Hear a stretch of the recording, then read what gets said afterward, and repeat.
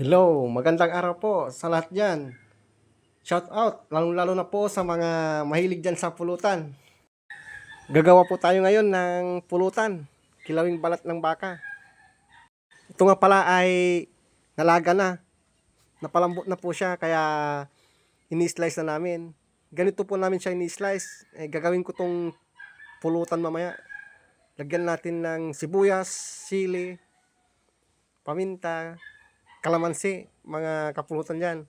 Sa mga nakatikim na to, napakasarap po to. Ito ay pulutang malupit na kung tawagin namin dito sa Pangasinan. Kilawing balat baka, kilawing balat ng baka po siya. Sa mga gustong gumawa ng ganitong pulutan dyan, pwedeng yung gawin po sa bahay nyo. Napalambot na namin to ng ilang oras kaya malambot na siya. Ganito po namin siya ni-slice. Mabilis lang.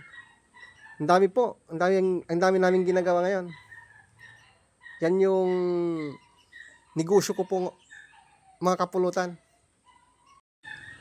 Papasilip ko yung malit na negosyo natin na pinagkakakitaan din sa araw-araw.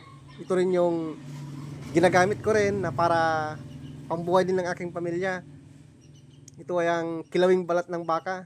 Ito yung hanap buhay ko rin na negosyo po.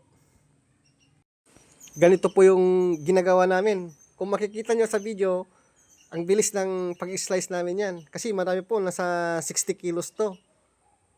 Araw-araw po namin yan tinitimpla. Kung mapanood mo tong video to, ipalo mo ako para makita mo pa yung mga ibang video ko. Kung may mahilig ka sa mga ganitong video, lalong-lalo na sa paggawa ng pulutan, kung paano makapag-umpisa ng negosyo, follow mo ako para makatulong din ako sa inyo. Kung paano ko inumpisa ng negosyong to. Nag-umpisa lang din sa maliit to. Kaya sa mga nagnanais magnegosyo din, magnegosyo na po kayo. Kasi maganda talaga ang may negosyo kahit maliit lang yan. Mapapalaki din. Masarap po to mga kapulutan. Sa mga hindi pa nakatikim nito, try nyo sa bahay nyo. Maglaga ng balat ng baka tapos gawin yung kilawin. Sigurado, napakasarap na pulutan po yan. Ganito po namin siya ini-slice. May taga-slice. Tapos, ginagayat namin ng maliliit. Yung pagtimpla nito, nasa ibang video po. Makikita nyo po yon kung paano ko siya timplahin. Yung mga rekado niya. Makikita nyo kung mapanood nyo po yung ibang video ko tungkol din sa lalat ng baka na ginawa kong kinilaw.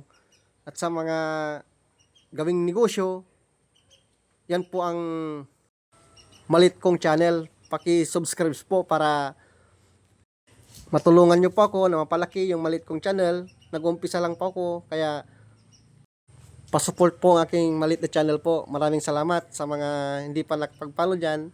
Follow nyo po ako. Marami po akong video na ganito pagdating sa pulutan at saka mga nais magnegosyo na mag-umpisa sa maliit. Kasi may share ko po kung ano po ang ginawa ko, anong persistip ko, yun po yung mga masasabi ko po. Kaya kung di ka pa nakapalo, follow mo ako para makita mo yung mga susunod kong video. At saka panoorin nyo po yung mga video ko na na-upload na. Marami na rin po akong na-upload tungkol dito. Kung paano ko tinimpla yan, kung paano ako nag-umpisa ng negosyo, nandyan po lahat. Maraming salamat mga ka-viewers.